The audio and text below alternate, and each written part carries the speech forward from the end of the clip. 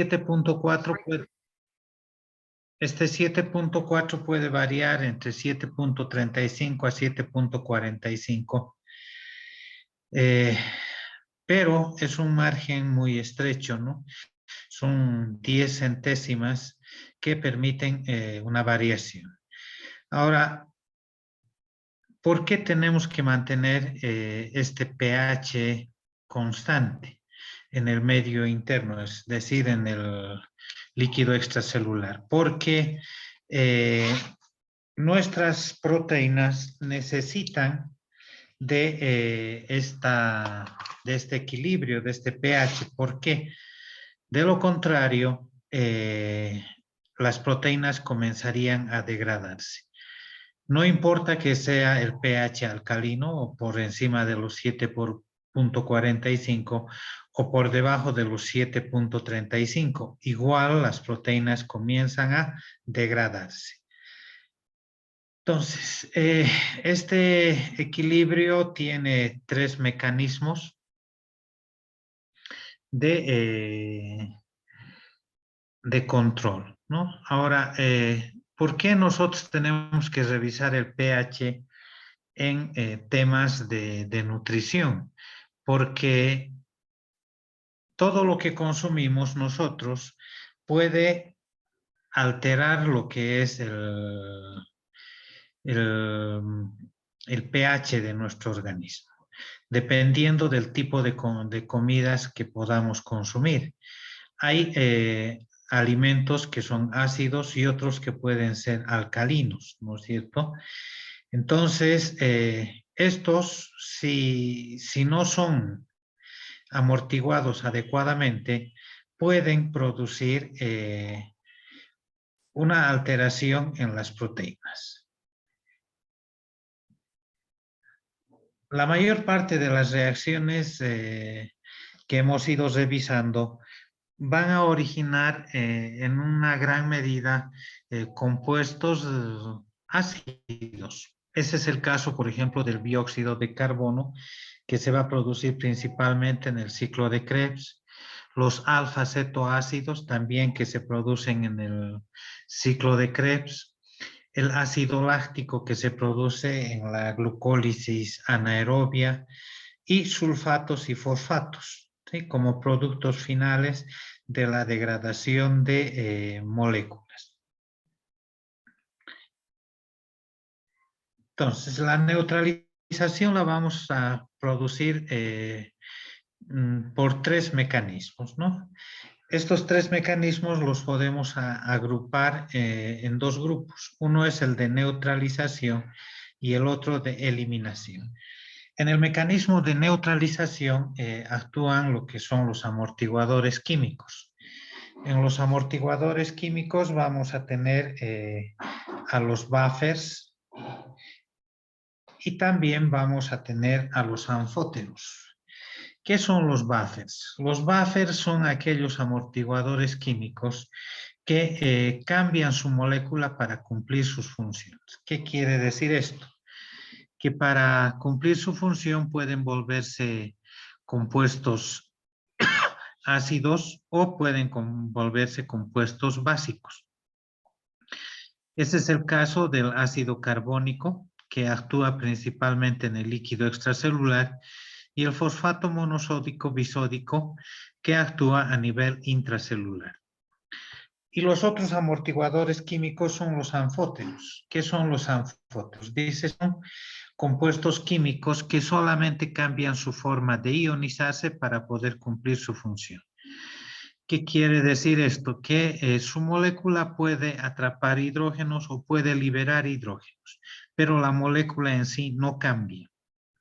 En este grupo se encuentran las proteínas, ¿no? Las proteínas principalmente vasculares y también proteínas intracelulares, y dentro de estas también puede estar la hemoglobina. De las proteínas intravasculares tenemos, por ejemplo, a las albúminas y a las globulinas, y la hemoglobina que se encuentra en los glóbulos rojos, ¿no? Entonces, todos estos van a producir una neutralización. Por eso reciben el nombre de amortiguadores químicos. Sam, no me has pasado la función de admitir. Por favor, pásame la función. Y el otro grupo que se refiere a la eliminación de compuestos ácidos o básicos. Sam, pásame la función de admitir a la reunión. Ya está, doctor. Ya puede admitir. Ya, listo, ya, gracias. Entonces ahí vamos a tener a dos sistemas. Uno es el respiratorio y el otro es el renal. El respiratorio que se ocupa de la eliminación del dióxido de carbono, ¿no? En este caso vamos a tener reacciones como la que sigue, ¿no? O sea, donde el bicarbonato va a actuar con un hidrógeno, convirtiéndose en un ácido carbónico y este se va a disociar siempre en dióxido de carbono y agua. Aunque vamos a ver pequeñas variaciones en esta función de disociación a nivel renal. Entonces, este dióxido de carbono es el que eliminamos principalmente a través del sistema respiratorio. Luego tenemos el renal. Dice que el sistema renal es el más eficaz y eficiente y que se va a producir en forma constante. ¿Qué es lo que hace el sistema renal? Esencialmente va a cumplir dos funciones. Una es la de resintetizar bicarbonato y la otra es la de reabsorber el bicarbonato. Entonces, ¿cómo se producen estas dos funciones? Se van a producir a nivel renal utilizando principalmente a lo que es el grupo amino de los aminoácidos. Entonces, aquí tenemos el grupo amino de un aminoácido, ¿sí?, que es eliminado cuando el aminoácido se degrada. Y este grupo amino se une con un hidrógeno produciendo un amoníaco. Y a su vez, este amoníaco a nivel de las células renales, de las células de los túbulos colectores, ¿sí?, va a agregar un hidrógeno más a esta molécula convirtiéndose en amonio. Este amonio es el que es eliminado a través de la orina. Dice que el sistema renal es el más importante, ¿no? Ahora, ¿por qué nosotros decimos de que este es el más eficaz de los mecanismos? Porque el dióxido de carbono se une siempre con agua, también en las células de los túbulos colectores. Esta reacción lo que va a producir es en un sentido inverso al que hemos visto anteriormente, donde el dióxido de carbono se une con el agua y van a producir ácido carbónico. Este ácido carbónico en las células renales se va a disociar en hidrógeno y bicarbonato. Este hidrógeno es intercambiado por sodio en las células renales. Ese sodio se une a este bicarbonato produciendo el bicarbonato de sodio y este hidrógeno es eliminado hacia la luz de los túbulos colectores para unirse con el amoníaco y al final producir amonio. Entonces, ese bicarbonato de sodio que ha sido resintetizado en las células de los túbulos renales y unido al sodio es reabsorbido. ¿Qué quiere decir? Que de la célula del túbulo colector pasa hacia el líquido extracelular. Y ahí en el líquido extracelular es donde cumple su principal función el bicarbonato de sodio. Entonces, esas dos funciones son cumplidas en las células renales, ¿sí? El agua generalmente es eliminado a través de la orina junto con el amoníaco y el dióxido de carbono es eliminado a través del sistema respiratorio. Aquí vamos a ver un pequeño resumen de lo que sucede, ¿no? El bicarbonato, ¿sí?, que es resintetizado y reabsorbido. Pero en los pulmones, este bicarbonato se une con un hidrógeno produciendo el ácido carbónico. Este se va a disociar en dos moléculas. Una es el dióxido de carbono, la otra es el agua. Este dióxido de carbono es eliminado a través de los pulmones. Y este ácido carbónico en los riñones es disociado en hidrógeno y bicarbonato. Este hidrógeno es intercambiado por sodio. ¿Por qué por sodio? Porque el hidrógeno tiene una valencia positiva y el sodio también tiene una valencia positiva. Entonces, ese sodio que es reabsorbido y este hidrógeno eliminado, ¿sí?, a través del túbulo colector para producir el amonio y el bicarbonato de sodio para ser reabsorbido hacia el líquido extracelular. Esas son las funciones que cumple el sistema de amortiguamiento del pH. Ahora, para que se cumplan estas funciones e interpretar los cambios que puedan suceder, tenemos esta ecuación que es la llamada la ecuación de Henderson-Hasselbalch, que dice que el pH es igual al pK más el logaritmo del bicarbonato sobre el ácido carbónico. Pero en las ecuaciones que hacemos no utilizamos ácido carbónico, sino utilizamos la presión parcial del dióxido de carbono. Entonces, nuestra ecuación será la siguiente. pH es igual al pK más el logaritmo del bicarbonato sobre la presión parcial del dióxido de carbono por el índice de solubilidad. Ahora,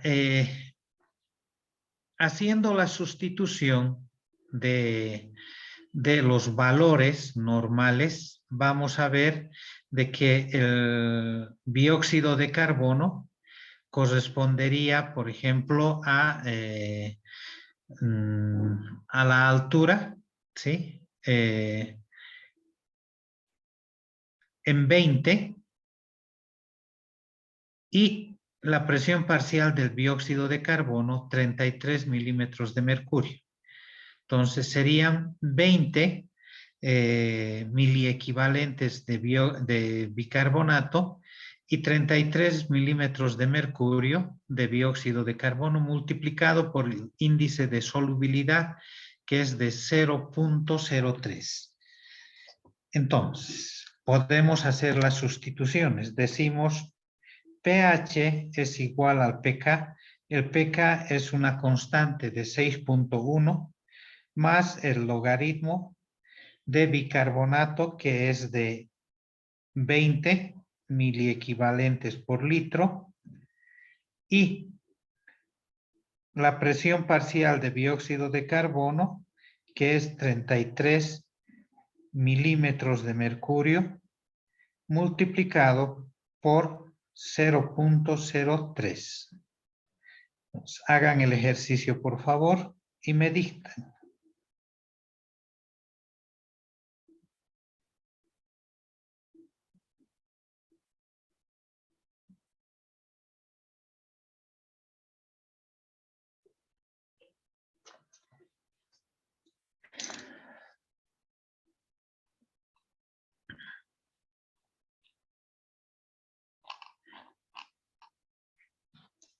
¿Cuál es el resultado que han sacado?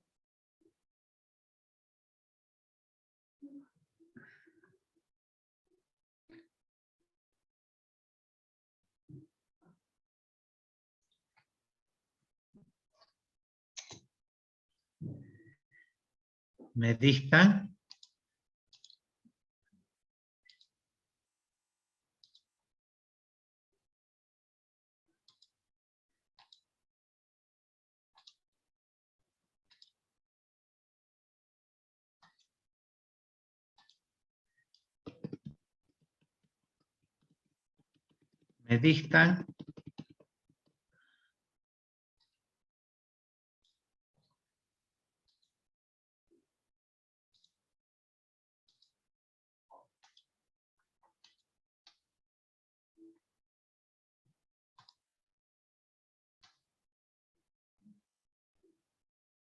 cuánto es.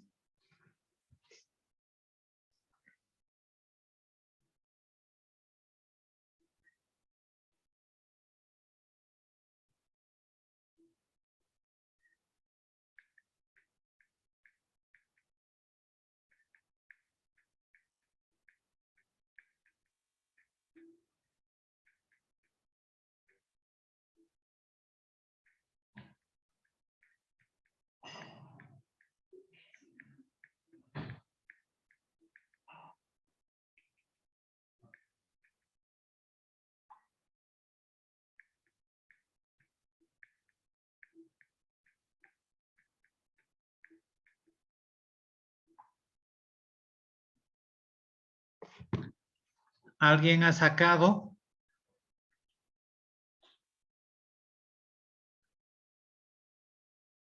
Ya. Esos valores que les he dictado es para la altura y para el nivel del mar es de bicarbonato 28 miliequivalentes por litro y la presión parcial de dióxido de carbono es de 40. El índice de solubilidad se mantiene en 0.03. Ya. Entramos a lo que son las fuentes de alimentos y la clasificación y composición. Bueno, las fuentes de alimentos pueden ser naturales o pueden ser elaboradas, ¿no es cierto? No siempre son alimentos naturales los que consumimos. Pero la característica principal de los alimentos es de que una vez que nosotros los ingerimos, nos proporcionan los nutrientes. Ahora, a los alimentos nosotros los tenemos que clasificar de acuerdo a su composición, porque no todos los alimentos van a tener la misma composición. Tienen una composición diferente y tienen cantidades variables de nutrientes. Si nosotros tomamos en cuenta las fuentes, unas son naturales y las otras elaboradas, ¿sí? Las elaboradas también podemos clasificarlas dentro del grupo de las artificiales, ¿no? Las que generalmente son producidas en laboratorios. Con relación a los alimentos, podemos decir que algunos los podemos clasificar también en alimentos completos y otros alimentos incompletos. La mayor parte de los alimentos tienen una composición que hace que los llamemos incompletos. Los únicos alimentos que cumplen con esta premisa de ser completos son el huevo y la leche. Son los alimentos que tienen todos los nutrientes en las cantidades que se necesitan.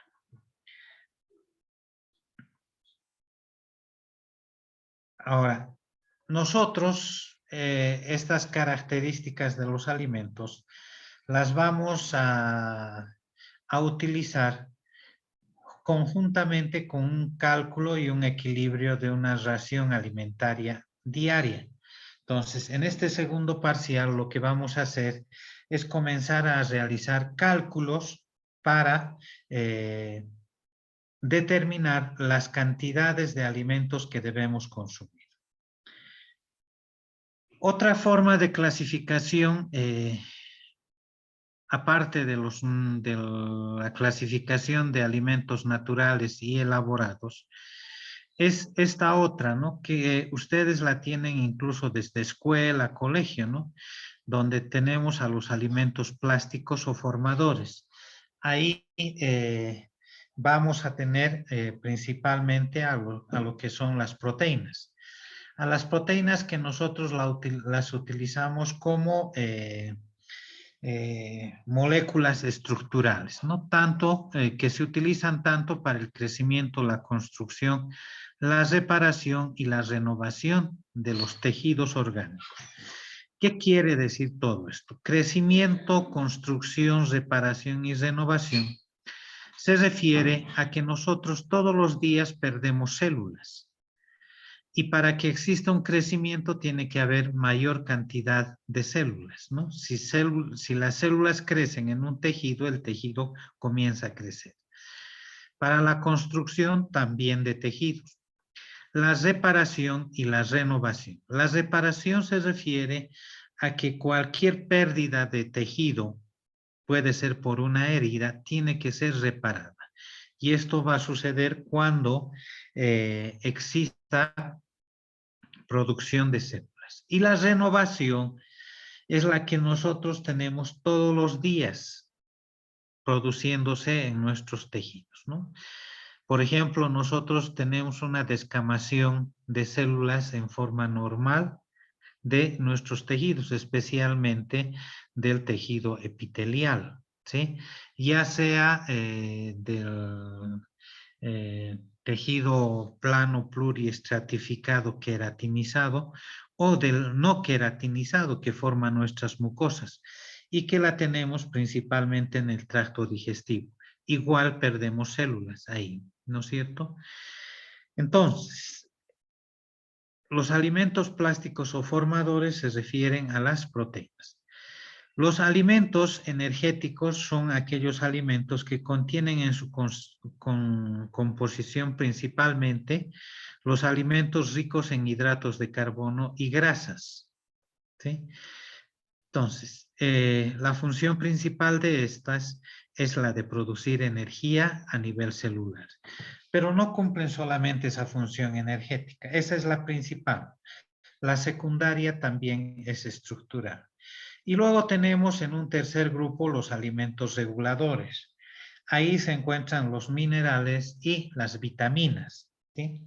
Entonces, esta es una clasificación bien sencilla sobre, tomando en cuenta las funciones que cumplen los alimentos en nuestro cuerpo, ¿sí? Y esta clasificación ustedes la han ido viendo desde hace mucho tiempo atrás.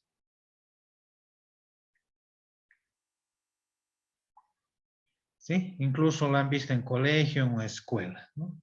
Pero para nosotros tiene que existir una clasificación que nos sirva para hacer los cálculos de mejor manera, ¿no? Es por eso que vamos a ver lo que es la clasificación, características, composición, valor alimenticio y digestibilidad de los alimentos. Entonces, cuando nosotros consumimos alimentos, vamos a ver dos cosas, ¿sí? La primera, ¿qué es lo que no se absorbe? Eso nos indica la digestibilidad de los alimentos. Generalmente, del 100% que consumimos de alimentos, nosotros no absorbemos el 100%. Dependiendo de si son proteínas, carbohidratos o grasas, casi entre un 3% a un 5% no se absorbe. Los que en mayor proporción se absorben son los carbohidratos y las grasas, y los que en menos proporción se absorben son las proteínas. Y también en este índice de digestibilidad tenemos que ver la cantidad de energía que se utiliza para romper enlaces en el tracto digestivo. Entonces, tomando en cuenta todo esto, es de que nosotros vamos a clasificar a los alimentos en 5 grupos. El primer grupo, que corresponde al grupo de las carnes,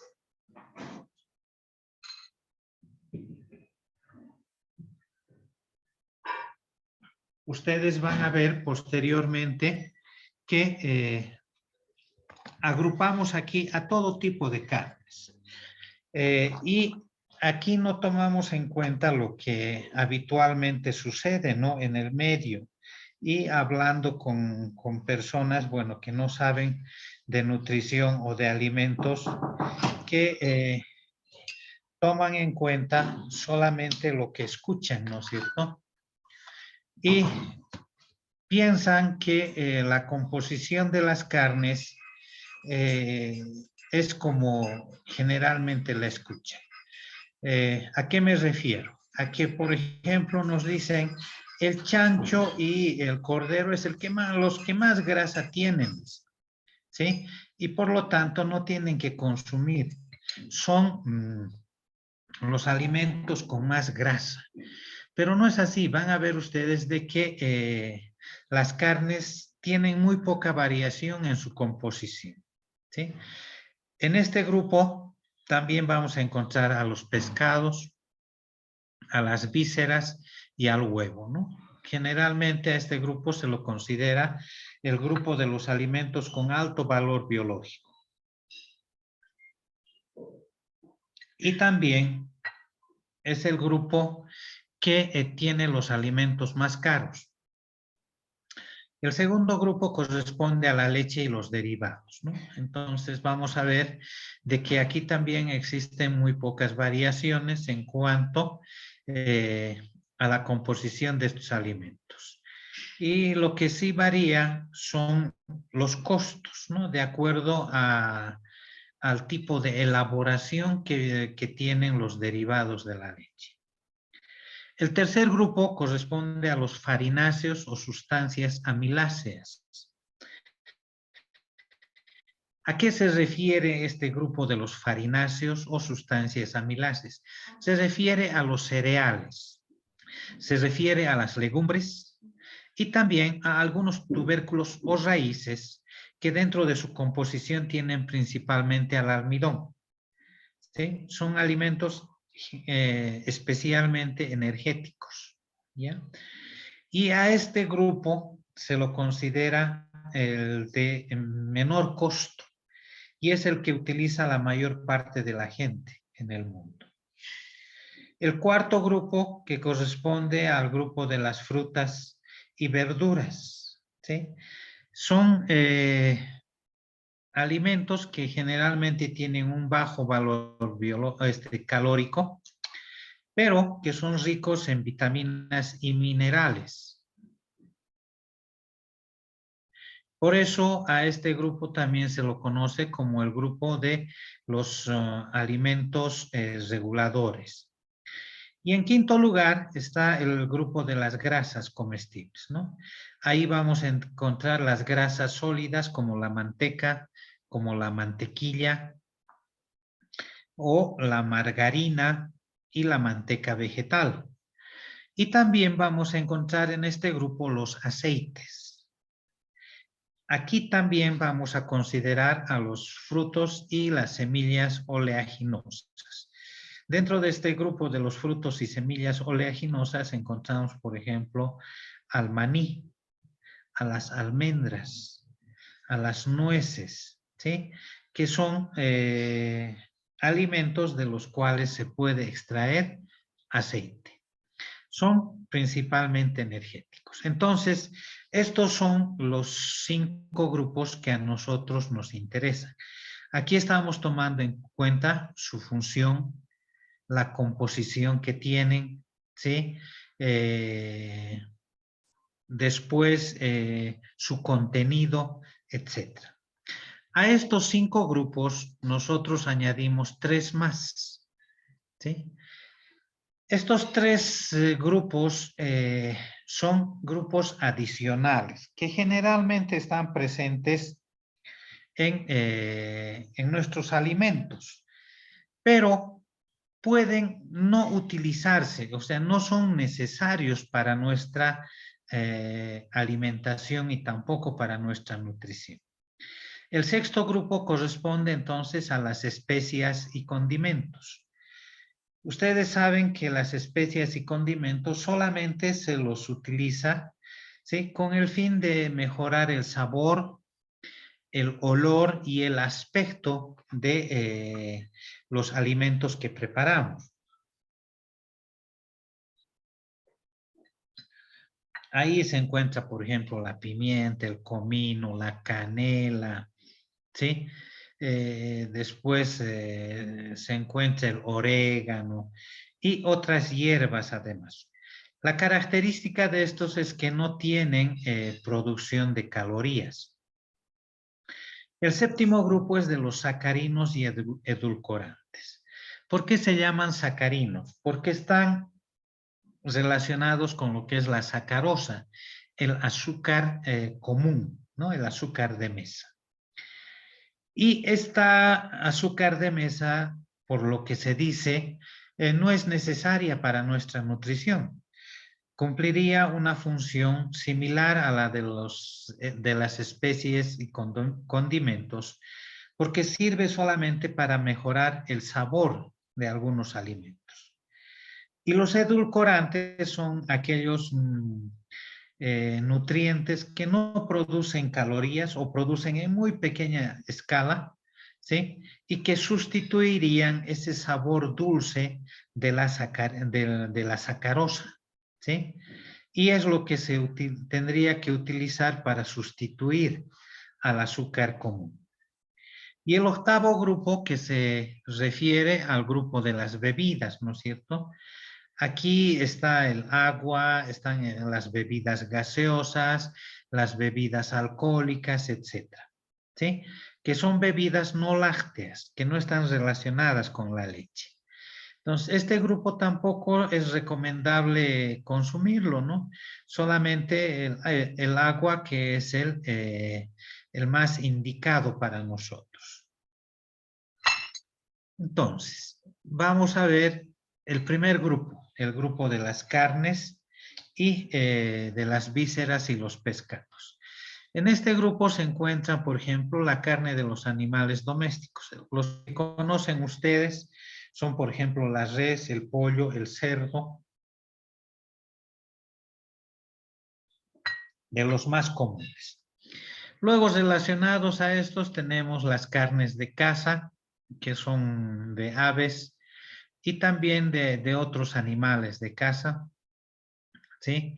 Las vísceras y los derivados de las carnes, que son los embutidos, las conservas envasadas de carne y los salazones. Los salazones son productos preparados con sal, ¿no? Que se las utiliza para deshidratar. Una de ellas es la que utilizamos nosotros, el charque. Ahora, si ustedes se fijan, aquí tenemos la carne de animales domésticos. Aquí están los vacunos, porcinos, ovinos, equinos, etcétera. ¿Sí? Van a ver ustedes de que la composición casi no varía mucho. Fíjense, en general, la cantidad de proteína que tiene 100 gramos de carne es de 20 gramos como término medio de proteína en su composición. Ahí está, por ejemplo, la carne semigrasa o semimagra, que es la blanda que conocemos, ¿sí? El cordero semigraso, fíjense, cerca a los 20, la ternera 20 y el cerdo también que está por ahí, ¿sí? Entonces, va a haber una variación entre 15 a 18 gramos de proteína por cada 100 gramos de carne. La grasa en aquellos alimentos que tienen, o estas carnes que tienen más grasa, vamos a ver, la semigrasa, por ejemplo, 20 gramos por 100 gramos de carne, el cordero 20 y en el cerdo 30, ¿no? Entonces, tampoco está muy alejado. Y las calorías que producen, ¿sí? Por cada 100 gramos de carne que se consume. Ahora, ¿qué es lo que están viendo acá? Están viendo la composición de la carne en proteínas, grasas. Si ustedes recuerdan, en la composición química de nuestro cuerpo, decíamos, el 19% de nuestra composición es proteína, decíamos, ¿no es cierto? Entonces se refiere también a esto, que está relacionado con la carne. Decíamos, puede variar nuestro contenido de grasa entre 10 a 15%, decíamos.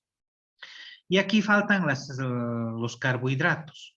Generalmente las carnes no tienen carbohidratos porque una vez que el animal muere, el glucógeno que estaba almacenado en el tejido muscular se comienza a degradar rápidamente. Por eso es que no se lo toma en cuenta. Y en nuestra composición, los carbohidratos están en menos del 1%, ¿no es cierto? Entonces se encuentran en muy pocas cantidades. Si se fijan ustedes, es esa composición también que nosotros estamos viendo aquí en la carne. Si se fijan, no hay muchas variaciones en cuanto a las carnes. Ahora, en las carnes de caza, por ejemplo, como son los conejos, las liebres, venados, jabalíes, nosotros solamente vamos a cazar conejos. Y tal vez de los conejos o algo relacionado tenemos a las vizcachas, ¿no es cierto? Si se fijan ustedes, el contenido de proteína es similar, 20 gramos por cada 100. Lo que sí varía en las carnes de caza es su contenido de grasa. Como no son animales que están criados en corral y destinados a la alimentación, la cantidad de grasa en estos animales, ¿sí?, silvestres es poca. Y tampoco existe carbohidratos. Y si se fijan, las calorías son menores, ¿sí? Existen también algunas variaciones en cuanto a la cantidad de minerales, ¿sí? Y esta cantidad de minerales generalmente están relacionados con lo que habíamos visto también nosotros en nuestra composición química. Ahora, en cuanto al agua, fíjense ustedes, la carne tiene casi la misma cantidad de agua que nuestra composición, 60%, ¿sí? La proteína entre un 15 a 20%.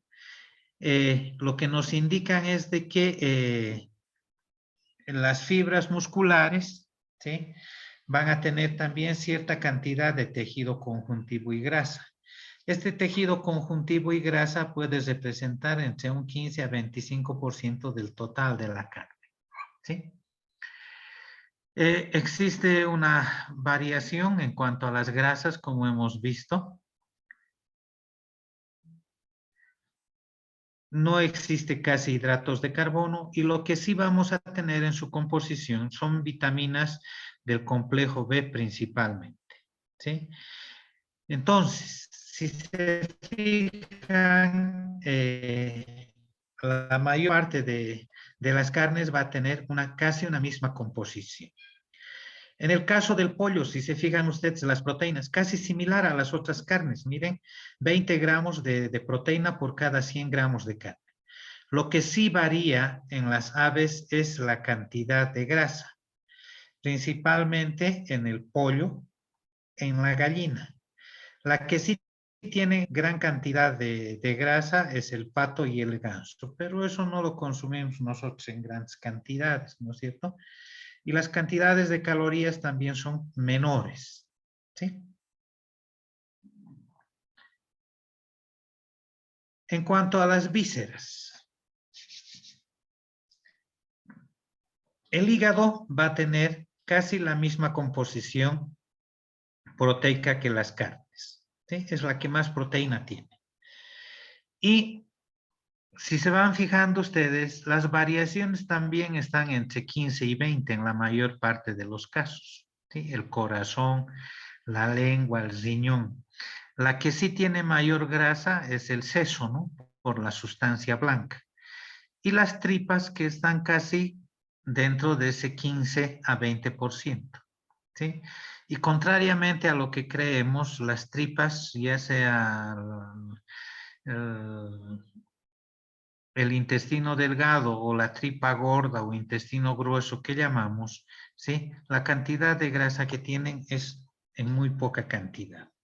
Aquí sí podemos encontrar hidratos de carbono. Si ustedes han consumido el hígado, van a recordar el sabor que tiene, que es más dulce, ¿no es cierto? Eso es por la cantidad de glucógeno que tiene depositado, ¿ya? Otro lugar donde se deposita también hidrato de carbono es en el riñón. Pero la composición generalmente es, si se fijan, similar en proteínas, pero estas tienen menor cantidad de grasa. Donde existen variaciones es en los embutidos, ¿sí? Pero esto en su composición de grasa, no en la composición de proteína. Si se fijan ustedes, los embutidos tienen casi la misma composición que las carnes, ¿sí? Las salchichas, que es tipo Viena, que son las que consumimos, la mortadela, el chorizo y la morcilla, ¿sí? Y lo que sí varía es el contenido de grasa. En la mortadela, 30 gramos. En el chorizo, 50 gramos. ¿Por qué sucede eso? Porque para la elaboración de la mortadela y del chorizo vamos a utilizar principalmente las partes de la carne que generalmente se utilizan para desechar. Ahí está el tejido conjuntivo y la grasa. Y son también las que van a tener mayor concentración de calorías. Y la morcilla, ¿sí? Que también tiene tejido graso, ¿no es cierto? Pero ese tejido graso no es propiamente la grasa que estamos acostumbrados a ver. Es la grasa que se encuentra en la sangre, ¿no? Porque la morcilla es un embutido que se prepara con sangre, ¿no es cierto? Entonces, esto se refiere a las lipoproteínas. ¿Mm? Entonces, fíjense, la composición de proteínas, tanto en aves, en animales terrestres, ¿sí? Casi el contenido de proteína es el similar, pero en las grasas es donde existe una variación. Eh, Luego tenemos las conservas envasadas de carne. Ahí vamos a tener, por ejemplo, el jamón. Fíjense, la cantidad de proteína es igual que la carne. ¿Sí? Incluso la de la grasa es similar, ¿sí? Y el tocino que nosotros llamamos, que tiene muy poca cantidad de proteína, pero sí tiene un alto contenido de grasa. El tocino es la parte del animal que generalmente lo llamamos el vacío, ¿no es cierto? Es todo lo que está por debajo de las costillas y es lo que se va cortando en lonjas pequeñas. Entonces, ese tocino estaría conformado por la piel, el tejido celular subcutáneo, ¿sí? Y también la grasa subcutánea, ¿no es cierto? Todo eso corresponde al tocino. Hay muy poco tejido muscular ahí. Luego tenemos a los pescados. Si se fijan ustedes, bueno, aquí los he resaltado a la trucha, a la sardina, al atún y al salmón, que son los que tenemos en el medio, ¿sí? Como pescados frescos o como conservas. ¿Ya? El contenido de proteína, fíjense ustedes, es casi similar. Varía también entre 15 a 20 gramos por cada 100 gramos de la carne de pescado. Lo que sí varía en los pescados, ¿sí? Es la cantidad de grasa. Fíjense, incluso los pescados grasos, como son el atún y el salmón, tienen muy poca cantidad de grasa. La trucha es la que tiene la menor cantidad de grasa, ¿sí? Esta caballa es un producto que nos llega a nosotros en conserva. Eso lo pueden encontrar en la Ayacucho y la Bacovic. Lo mismo que los otros enlatados. ¿sí? El contenido de proteína casi similar, que varía entre 15 a 20, pero lo que sí varía es el contenido de grasa. Ahora, de los mariscos nosotros no consumimos mucho, ¿no? No tenemos mucha costumbre, porque tampoco lo tenemos el producto a la mano, ¿no es cierto? Solamente los consumimos ocasionalmente para Semana Santa, ¿no? En esto sí la cantidad de proteína es menor, ¿sí? Y el contenido de grasa también es muy poco. Lo que sí tienen es hidrato de carbono en su composición, ¿no? Eh, Después, nosotros aquí consumimos los langostinos que nos llegan para Semana Santa y los cangrejos de río, que son esos cangrejitos que los consumen en Tarija, ¿no es cierto? Que tienen una composición similar a los de la carne en cuanto al contenido de proteína, pero sí su contenido de grasa también es menor. Este bacalao secos corresponde a lo que nosotros llamamos los salazones, ¿no? Junto con el charque. Estos, porque tienen una menor cantidad de agua en su composición, parecería de que tienen un mayor componente proteico, pero es solamente por la deshidratación de la carne. Doblan el contenido de proteína, ¿sí?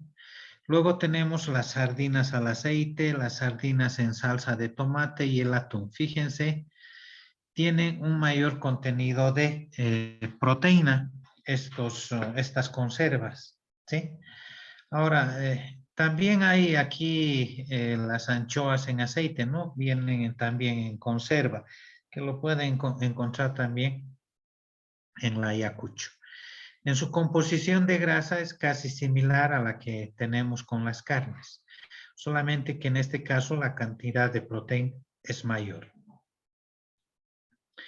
El huevo, que un solo huevo, ¿sí? Nos proporciona una gran cantidad de proteína, ¿no es cierto? Entonces, nosotros vamos a tener generalmente en el huevo entero 6.5 proteínas, 6.5 gramos de proteína por cada 100 gramos de huevo. Y el contenido de grasa, que es colesterol y triglicéridos, también es alto. El grupo de la leche y de los derivados. Son proteínas también, son alimentos también que tienen proteínas de alto valor biológico. Ahí vamos a encontrar un aminoácido principal, que es la lisina, una proteína que es la caseína, que se une con el calcio, albúminas, globulinas, triglicéridos, lecitina, que son todas las grasas que componen a la leche, ¿sí? Ahí también vamos a encontrar el disacárido lactosa, que este es el único carbohidrato, ¿sí?, que tiene un origen animal, ¿sí? El resto de los carbohidratos tiene un origen vegetal. En la leche también vamos a encontrar gran cantidad de calcio, fósforo, las vitaminas liposolubles, la vitamina A, la vitamina D y la vitamina E. La vitamina K, como vimos, que se produce en nuestro intestino, ¿no es cierto?, por las bacterias intestinales. Aquí existe un cuadro también, está en su libro, en el que van a ver ustedes las diferencias en cuanto al tipo de leche, ¿sí? La leche materna, ¿sí?, que tiene solamente 2 gramos de proteína por cada 100 ml de leche. En el caso de la leche de vaca, de cabra y de oveja, esa cantidad de proteína aumenta, ¿sí? El contenido de grasa también es nomás elevado, si se fijan ustedes. Y los hidratos de carbono, ¿no? Principalmente la lactosa, ¿no?, que es el azúcar de la leche. Ahora, en las leches, ustedes saben que hay diferentes tipos de leche. A estas leches se las llama leches industriales.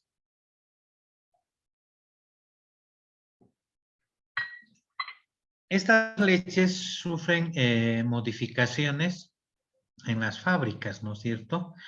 La leche pasteurizada, que sirve para eliminar la flora microbiana que tiene la leche, es una leche que está sometida al calor, ¿sí? Pero sin llegar a la ebullición. El máximo que puede alcanzar el calor para destruir los microbios es de 90 grados.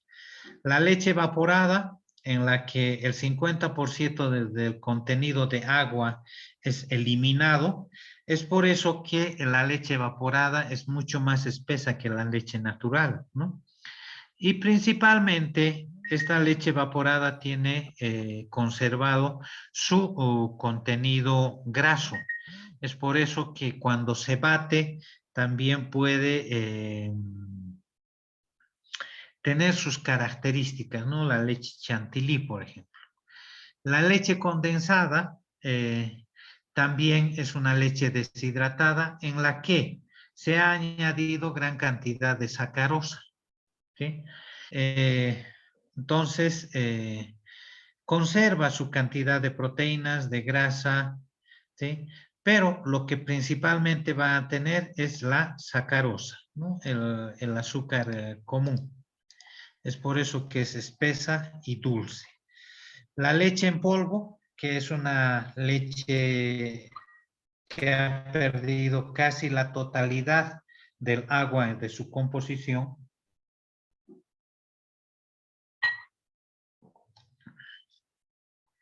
Existen otras leches modificadas. Las leches modificadas, por ejemplo, son la leche deslactosada en la que se ha eliminado la lactosa. Después hay las leches deslactosadas light, en las que se ha eliminado la lactosa, pero también se ha eliminado el contenido graso, ¿no? Se han eliminado sus triglicéridos principalmente. Entonces, estas leches modificadas están elaboradas de acuerdo a los requerimientos de las personas, ¿no? Evitando que se consuma la leche y les pueda producir algún daño. Los derivados de la leche, el que conocemos nosotros es la nata, que tiene un gran contenido de grasa, ¿no? Esta nata ustedes la ven cuando hacen hervir la leche natural y en la parte superior, cuando hierve la leche, queda un contenido graso, ¿no? Que muchas veces las personas lo consumen como mantequilla, ¿no? Sacan esa parte y lo untan en un pan, ¿no? El contenido de proteína es menor en la nata. Luego tenemos la mantequilla, que es un derivado que tiene un alto contenido de grasa. Puede haber una mantequilla salada y una mantequilla sin sal, ¿sí? Si se fijan ustedes, el contenido de proteína es mínimo, pero el contenido de grasa es mayor, ¿no? El contenido de grasa en la mantequilla es de 85 gramos por cada 100 gramos de mantequilla. Entonces, la grasa casi está llegando al 100%. El queso, que es un producto que se produce por la coagulación de la proteína de la leche, ¿sí? Lo que queda como queso, entonces, es la proteína coagulada de la leche. Existen diferentes tipos de quesos. Nosotros lo único que consumimos en su mayoría es el queso fresco, ¿no es cierto? Eh, Gran parte de lo que es el agua se ha retirado de este producto en un 75 a 82%, ¿sí? Los otros quesos casi nosotros no los consumimos, ¿sí? Pero desde el punto de vista de la composición de los quesos, tenemos, por ejemplo, quesos con doble graso, dice, que tienen un 60% de grasa en su composición. Los extra grasos que tienen un contenido de grasa mayor al 45%, los grasos mayor al 40%, los semigrasos mayor al 25% y los quesos magros que tienen menos del 25% del contenido del queso, ¿sí? Como grasa por cada 100 gramos de el queso. Ahora, fíjense ustedes acá el contenido de nutrientes que tienen, por ejemplo, los quesos. Existen pequeñas variaciones. Nosotros no estamos acostumbrados a comer, por ejemplo, el Roquefort, el parmesano, pero estos otros sí podemos comerlos ocasionalmente, ¿no? El queso de cabra, el de oveja. Pero el que más se consume es el queso fresco y el crema aquí en nuestro medio, ¿no? Si se fijan, el contenido de proteína es similar al de la carne. Lo que sí aumenta es su contenido de grasa. Luego tenemos otros subproductos como son el requesón, el yogur, que es el que más consumimos nosotros, ¿sí? Y otros alimentos lácteos. Aquí, por ejemplo, el chocolate, que es el que más se consume, ¿no es cierto? Que tiene un contenido de proteína de 4 gramos por cada 100 ml, por ejemplo, de esta bebida láctea chocolateada. El tercer grupo que corresponde a las sustancias amiláceas, ¿sí? Vayan poniendo sus nombres y sus números de carnet al chat, por favor.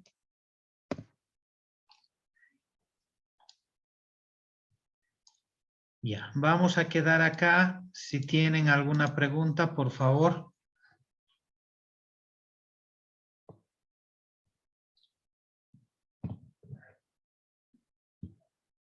Ya, Sam.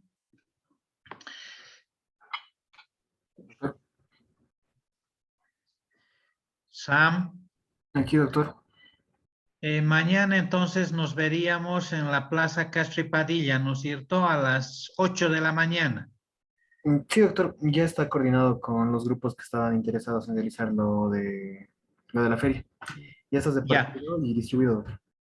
ya, entonces a las 8 nos vemos allá para organizarnos y a esa hora me das la lista para que yo también vaya controlando, ¿ya? Está bien, doctor. Listo, ahí nos vemos. Por favor, todos con corbata, eh, con mandil, las chicas peinadas, por favor. Si es posible, se hacen algún peinado en el que no estén con los cabellos volando. Ustedes están yendo a esta feria en representación de la carrera de medicina de la UTO, entonces tienen que estar presentables, ¿sí? No vamos a ir como sea. Entonces, por favor, tomen en cuenta eso, ¿ya? Ustedes ya no son chiquillos, ya son personas adultas, ya son mayores y como tal tienen que hacer la representación de la facultad. Entonces, yo mañana los espero a las 8 de la mañana. No van a estar llegando a cualquier hora, por favor. ¿Sí? Eso de estar llegando a las 8:30, 9, yo 8 en punto voy a llamar lista. Si no están, ya, eso ya no hay problema, ¿no? De que mi hijito, de que el mini, de que mi cama, de que mi agua, de que nada de eso voy a escucharles, por favor. Entonces estén presentes temprano, ¿ya? Entonces nos vemos a las 8 de la mañana mañana. Gracias, buenas tardes. Está bien, doctor. Está bien.